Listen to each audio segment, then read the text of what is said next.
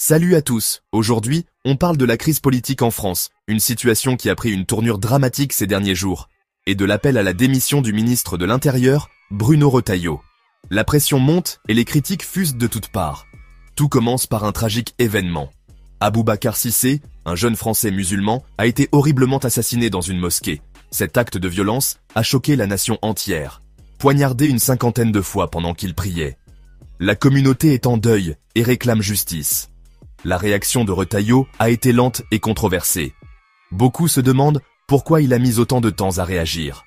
Il a fallu attendre 2 jours pour qu'il réagisse et se rende sur place. Ce délai a été perçu comme un manque de respect et de sensibilité.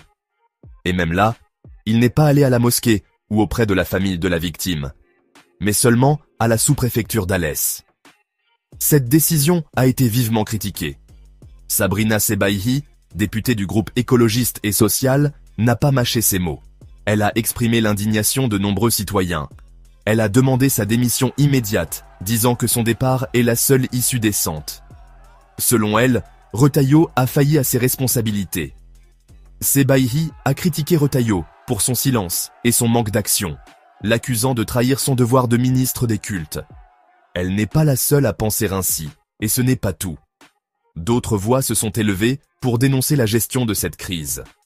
Le sénateur socialiste Alexandre Wiesel a également pris la parole. Il a rappelé les propos controversés de Retailleau sur les pratiques musulmanes. Il a souligné la montée de la haine contre les musulmans en France, souvent alimentée par des figures publiques et des ministres. Cette situation est devenue intolérable pour beaucoup. Le parti La France Insoumise n'a pas tardé à se joindre aux critiques, accusant Retailleau d'orchestrer et d'alimenter l'islamophobie en France. Il demande des actions concrètes. Même Xavier Bertrand, président de la région Hauts-de-France et soutien habituel de Retailleau, a exprimé sa déception.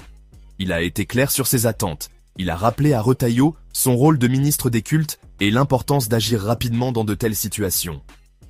La pression est donc immense.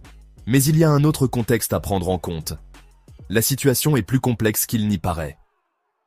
Retailleau a récemment menacé de démissionner si la France cédait aux demandes de l'Algérie concernant la liste des déportations. Cette position a ajouté une couche de complexité. Cela a créé des tensions supplémentaires et a mis en question sa capacité à gérer la situation actuelle. Alors, qu'en pensez-vous? Retailleau doit-il démissionner?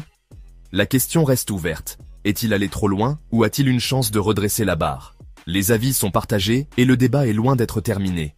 Faites-le nous savoir dans les commentaires, abonnez-vous pour plus de mises à jour et n'oubliez pas d'activer la cloche pour ne rien manquer. Merci d'avoir regardé. Merci de bien vouloir activer la cloche et de cliquer sur j'aime.